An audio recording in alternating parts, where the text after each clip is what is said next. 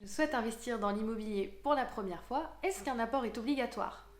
Donc ça, c'est une question qu'on se pose tous quand on veut passer à l'action et c'est normal parce que le but c'est d'évaluer déjà si notre projet est faisable avant même de se lancer davantage dans sa concrétisation et savoir s'il faut mettre davantage de côté, etc. Donc je vais essayer de te donner des éléments de réponse dans cette vidéo. Tout d'abord, un apport, qu'est-ce que c'est? Donc on appelle ça un apport personnel.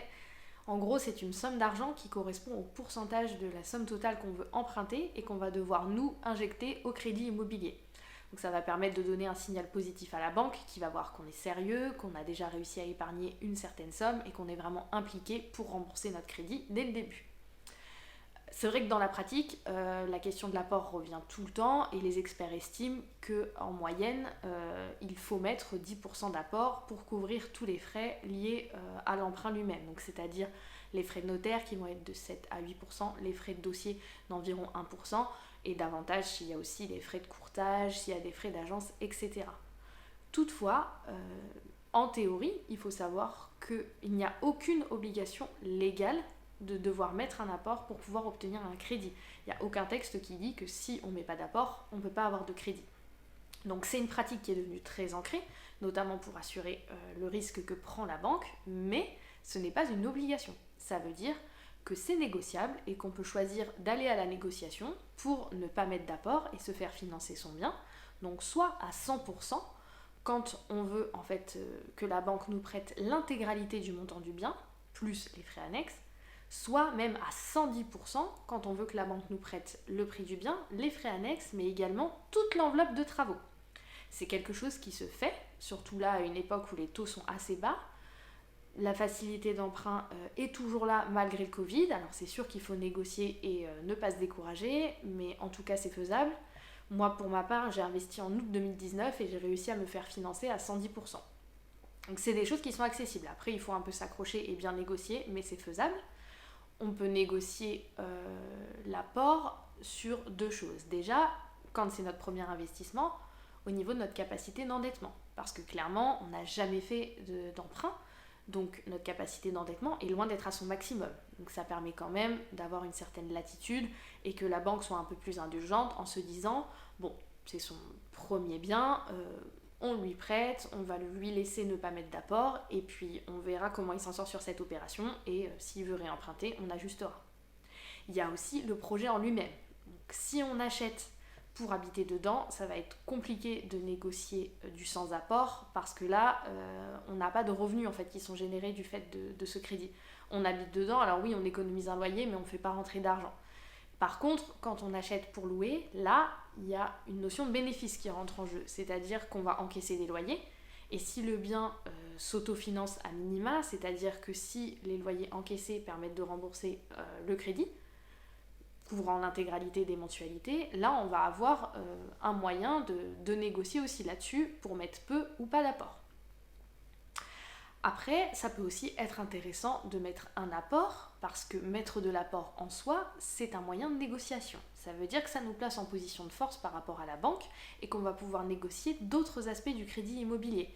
Par exemple, les pénalités de remboursement anticipé, négocier un meilleur taux, négocier les frais de dossier, négocier le coût de l'assurance emprunteur. Donc voilà, mettre de l'apport ou ne pas en mettre, ça va vraiment dépendre de tes objectifs, de ta situation actuelle. Par exemple, si tu n'as pas beaucoup de capital, tu vas préférer pouvoir garder un matelas de sécurité et donc essayer de négocier du sans apport. Si tu as une somme assez conséquente et que tu as envie d'avoir un crédit à vraiment des conditions très avantageuses, tu vas peut-être vouloir te dire, bah parfait, je vais mettre quand même un bon apport, comme ça je vais pouvoir négocier mes conditions et surtout je vais pouvoir rembourser plus vite. Parce que en effet, par rapport à ce dernier point, il y a une question qui se pose et qui est tout à fait logique. Pourquoi je ne mettrai pas d'apport alors que si je mets un apport, je rembourserai mon bien beaucoup plus vite? Et c'est une hyper bonne question, parce que c'est vrai que la logique humaine veut que plus tôt on rembourse, plus tôt c'est à nous, ou plus tôt on n'a plus de dette. Donc ça, c'est vraiment quelque chose de logique, mais en immobilier, c'est pas forcément ce qui va être le plus optimal.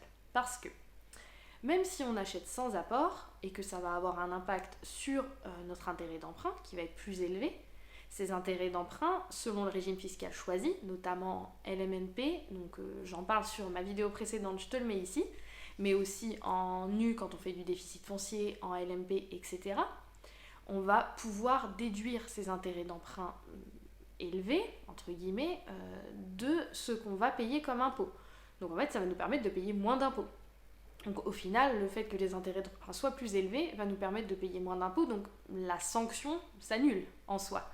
Mais surtout, le fait d'emprunter sans apport, ça veut dire qu'on va miser sur un emprunt avec l'argent de la banque et on va permettre d'activer ainsi ce qui s'appelle l'effet de levier. L'effet de levier, c'est quoi? C'est un peu le Saint Graal, c'est le fait de s'enrichir, de se créer du capital et de gagner de l'argent grâce à celui de la banque et non en injectant son propre capital. Donc ça, c'est assez fort comme concept parce que ça veut dire que même en n'ayant pas d'argent au départ, on arrive à en créer en utilisant l'argent de quelqu'un d'autre, à savoir la banque. Ça, c'est vraiment quelque chose pour lequel l'investissement est très prisé, pour lequel l'immobilier est très accessible. Mais vu l'importance de cette notion, si tu as envie de creuser, je t'en parle davantage la semaine prochaine dans ma prochaine vidéo. J'espère que celle-ci t'a plu, que ça t'a permis vraiment de faire le point un peu sur cette question d'apport et voilà, de voir un peu où tu te situes, de pouvoir y réfléchir. Donc si la vidéo t'a plu, n'hésite pas à commenter, partager, aimer, t'abonner. Tu peux aussi me suivre sur les réseaux, je vais tout mettre dans la barre de description juste en dessous. Et puis n'hésite pas à télécharger non plus ton dictionnaire de l'immobilier qui est totalement offert. Et je te dis à la semaine prochaine.